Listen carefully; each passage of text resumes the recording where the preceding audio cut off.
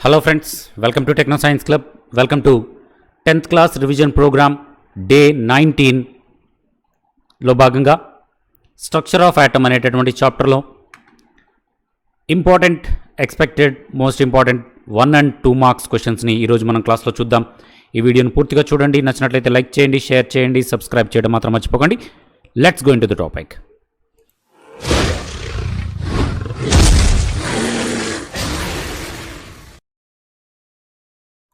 Welcome back friends, welcome back to Techno Science Club, welcome back to 10th class revision program 2022 day 19 structure of atom అనేటటువంటి లెసన్లో important 1 and 2 marks క్వశ్చన్స్కి అందరికీ స్వాగతం.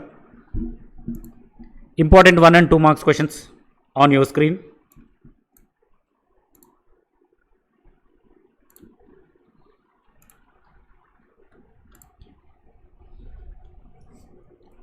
One mark questions important ఇవి ఒకసారి గమనించినట్లయితే with answers ఇచ్చారు చూడండి. What is the absorption spectrum? Absorption spectrum అంటే ఏంటి? an absorption spectrum is a spectrum obtained when the substance absorbed energy. Absorption spectrum అని ఎప్పుడు అంటారు అంటే ఏదైనా ఒక సబ్స్టెన్స్ దాంట్లో ఉన్నటువంటి యాటమ్స్ ఎనర్జీని అబ్జార్బ్ చేసుకున్నట్లయితే, కొంత ఎనర్జీని అబ్జార్బ్ చేసుకొని మిగిలిన ఎనర్జీని ఎమిట్ చేస్తూ ఉండేటటువంటి దానినే అబ్జార్ప్షన్ స్పెక్ట్రమ్ అంటారు. It contains dark lines on a bright background. Dark lines bright background పైన డార్క్ లైన్స్ కలిగి ఉంటుంది అబ్జార్ప్షన్ స్పెక్ట్రమ్. అదేవిధంగా సెకండ్ క్వశ్చన్ గమనించినట్లయితే what is the emission spectrum? Emission spectrum అంటే బయటకు వెదజల్లబడేటటువంటి ఎమిషన్ స్పెక్ట్రమ్ అంటే ఏంటి? What is emission spectrum?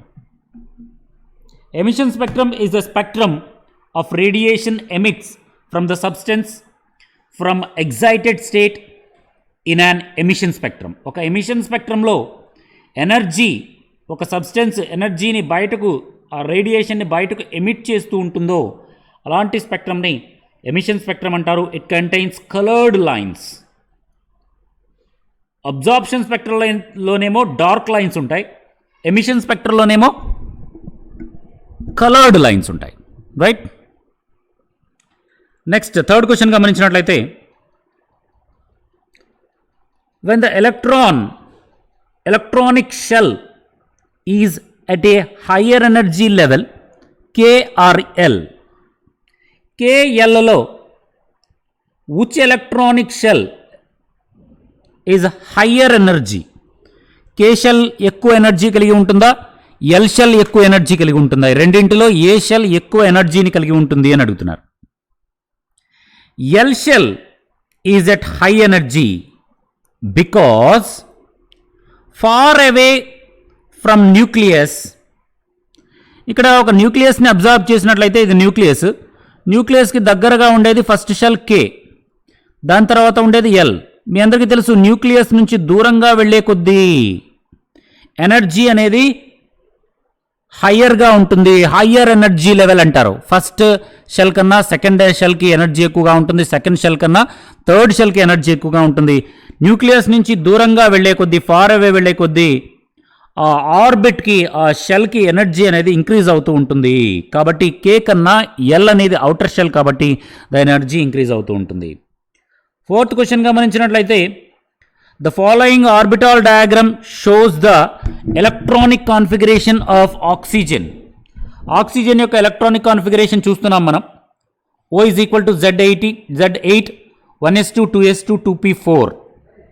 ఇక్కడ గమనించినట్లయితే ఈ ఎలక్ట్రానిక్ కాన్ఫిగరేషన్లో ఒక తప్పు ఉంది. ఆ తప్పేంటి అబ్జర్వ్ చేయండి. Which rule does not obese this electronic configuration does not obese dash rule.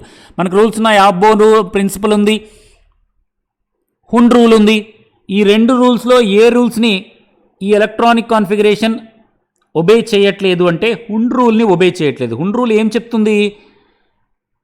ఇక్కడ 2p అనేటటువంటి సమశక్తి ఆర్బిటాల్, ఈక్వల్ ఎనర్జీ ఆర్బిటాల్స్ ఉన్నప్పుడు ఒక్కొక్క ఆర్బిటాల్, ఇక్కడ 4 ఎలక్ట్రాన్స్ ఉన్నాయి, 2p4 ఇలా 2p4లో ఉన్నప్పుడు ముందుగా 2pxలో 1 ఎలక్ట్రాన్, 2pyలో ఒక ఎలక్ట్రాన్, 2pzలో ఒక ఎలక్ట్రాన్ వేయాలి. దాని తర్వాత ఇంకా 4th మిగిలింది కాబట్టి 2px2 అవుతుంది. జనరల్గా ఎలక్ట్రానిక్ కాన్ఫిగరేషన్ ఎలా ఉంటుందంటే ఈ 2p4 ఎలా ఉంటుందంటే 2px2, 2py1, 2pz1 ఉంటుంది. కానీ ఇక్కడ 2pz అనేది పూర్తిగా ఖాళీ ఇచ్చారు, z1 అన్న ఉండాలి. అలా ఖాళీ వదిలిపెట్టి ఈ రెండింటిలో రెండు ఎలక్ట్రాన్లు ఇచ్చారు, అది తప్పు.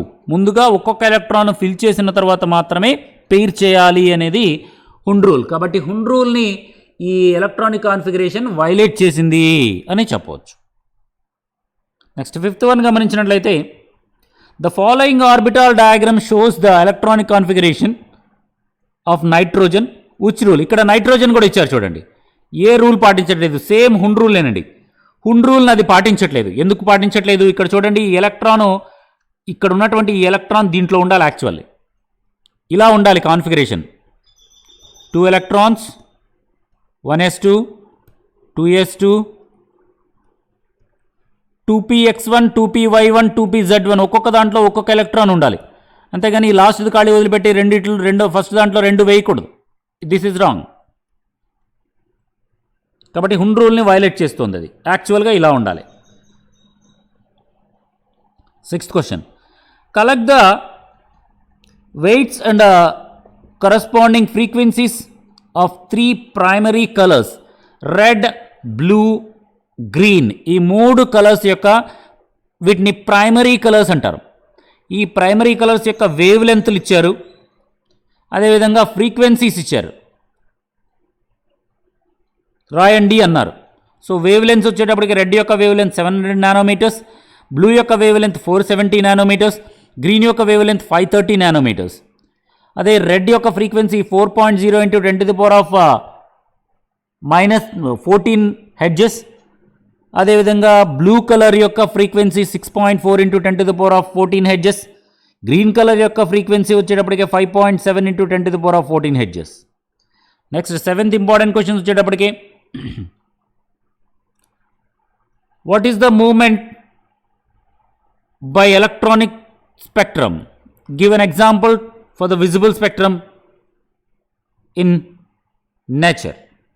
ఎలక్ట్రానిక్ స్పెక్ట్రమ్ అంటే the entire range of electronic waves frequencies is known as electromagnetic spectrum. అంటే ఎలక్ట్రోమాగ్నెటిక్ వేవ్స్ ఉంటాయి. విజిబుల్ లైట్ కూడా ఒక రకమైన electromagnetic వేవ్సే.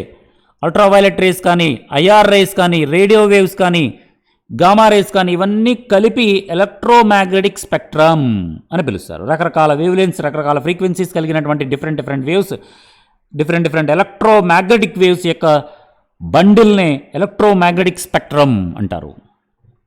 8th one, what are degenerated orbitals? Degenerated orbitals అంటే ఏంటి? ఈ డీజనరేటెడ్ ఆర్బిటాల్స్ మెయిన్గా పీడీల్లో ఉంటాయి. డీజనరేటెడ్ ఆర్బిటాల్స్ అంటే orbitals which have same energy is called degenerated orbitals.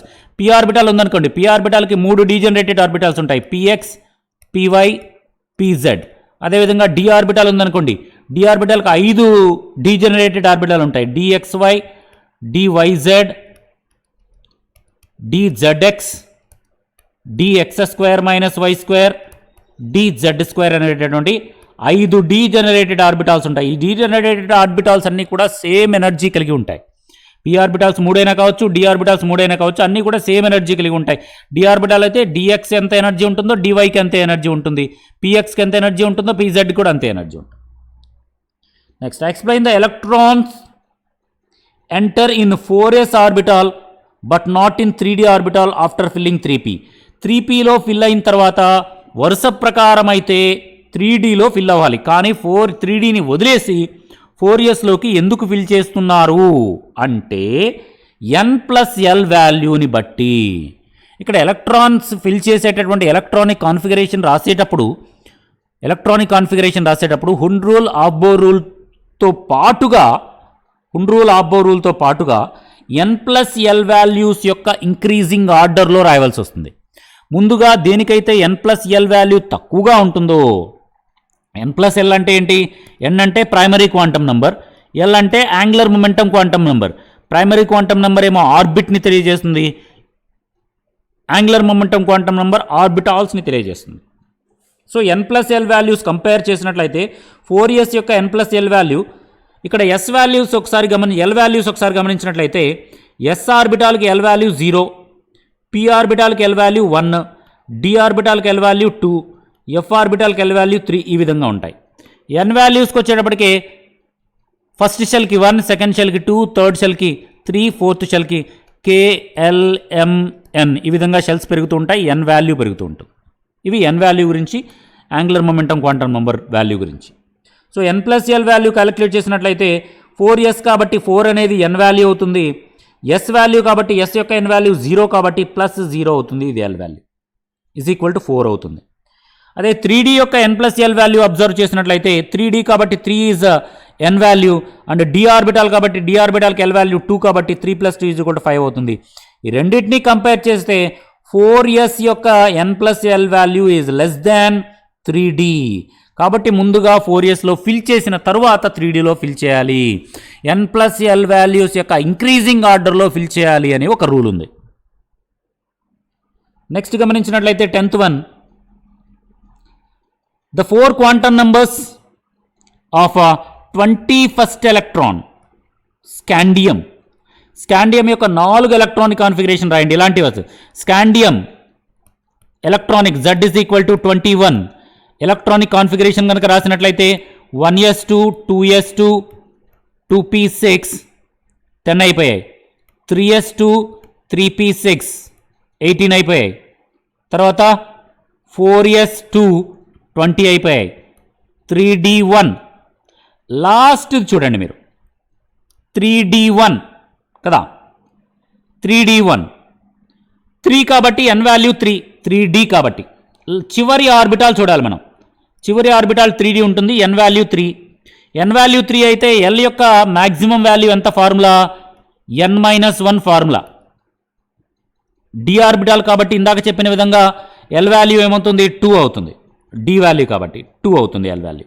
n-1 formula వేసిన 3 - 1 = 2 అవుతుంది maximum value.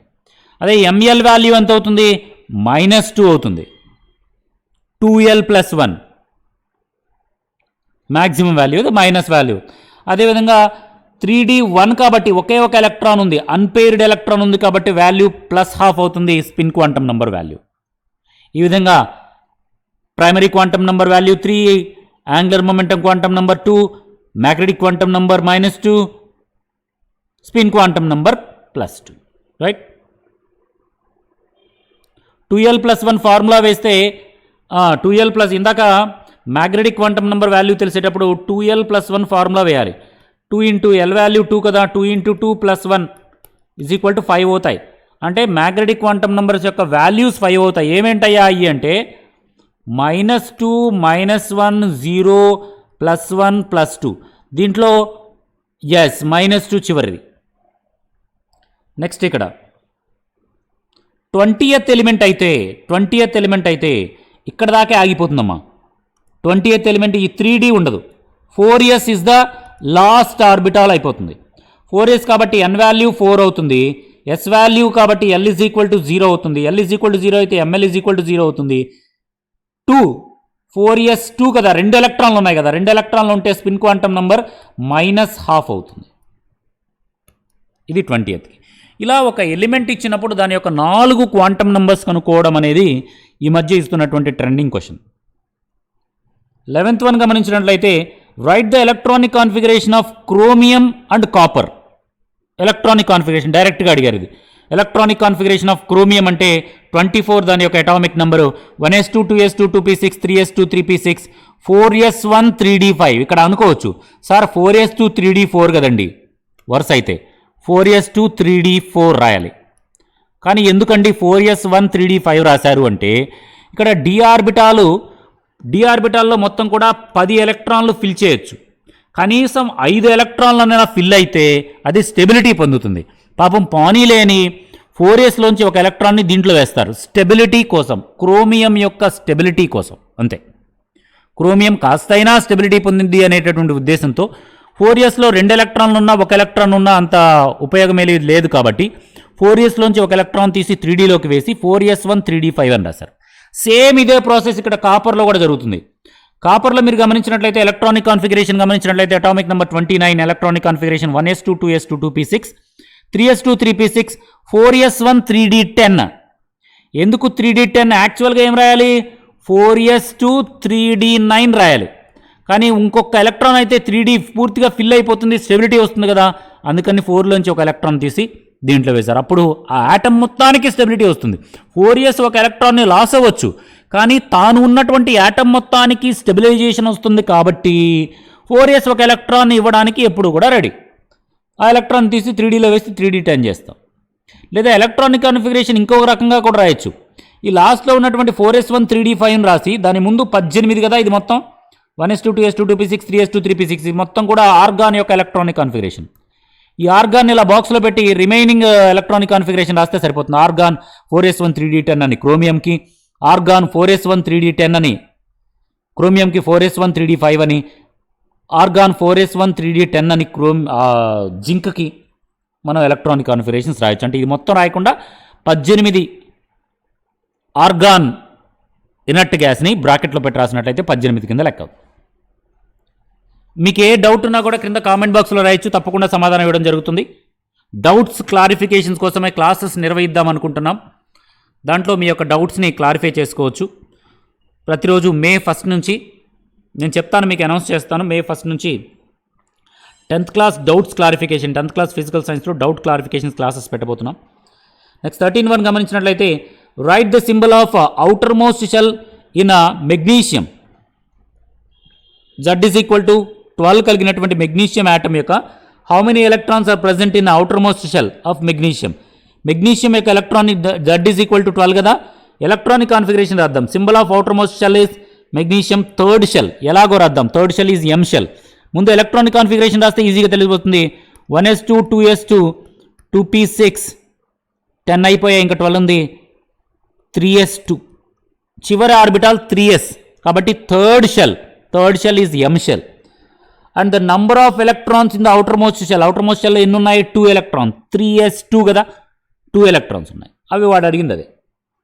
Next 14th question, prepare a question on NLX method. NLX method అంటే N అంటే ప్రిన్సిపల్ క్వాంటమ్ నెంబర్, L అంటే angular momentum quantum number, orbital ఏంటి, orbital ఏంటి, దాంట్లో ఎన్ని ఎలక్ట్రాన్లు ఉన్నాయి, X అంటే ఎన్ని ఎలక్ట్రాన్లు, N అంటే ఆర్బిట్, L అంటే ఆర్బిటాల్, ఆర్బిటాల్లో ఎన్ని ఎలక్ట్రాన్లు ఉన్నాయి అనేది X చూపిస్తుంది. ఓకే, దాని ప్రకారం రైట్ గుడ్ ద పాసిబుల్ ఈ క్వశ్చన్స్కి ఆన్సర్ అంట. వాట్ ఈజ్ NLX మెథడ్ చెప్పాను ఇప్పుడే. NLX మెథడ్ అంటే ఆర్బిటాల్ దాంట్లో ఉన్న electrons. What information does the N value indicates. N value ఏంటి? Primary quantum number. దాన్నే షెల్ లేదా ఆర్బిట్ని తెలియజేస్తుంది N value.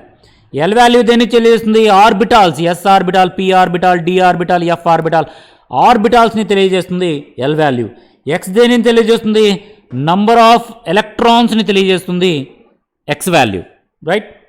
Next 15th question గమనించినట్లయితే right Planck's equation and Planck's constant also.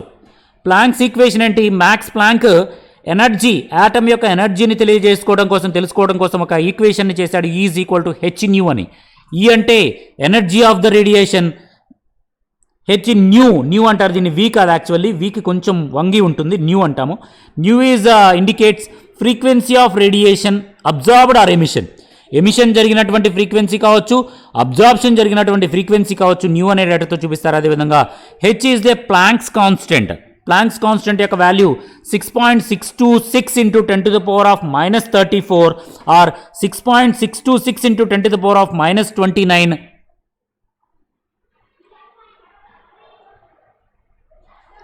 -27 ఎడ్జ్ పర్ సెకండ్. ఈ 6.625 అంటారు, ఒక్కోసారి 6.626 అంటారు. ఏం కాదు, 6259 అని వస్తుంది, అందుకని 626 చేయడం జరిగింది.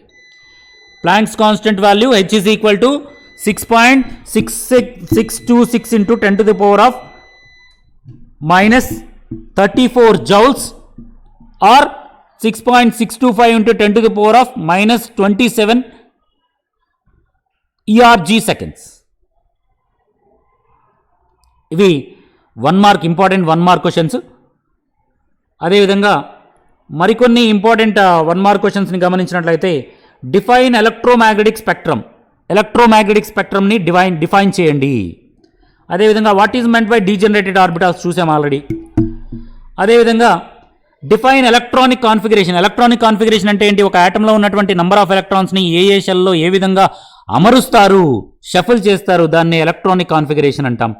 అదేవిధంగా ఈ ఫాలోయింగ్ ఆక్సిజన్, ఇది చూసాం కదా, ఆక్సిజన్ హుండ్ రూల్ని పాటించట్లేదు, ఒబే చేయట్లేదు.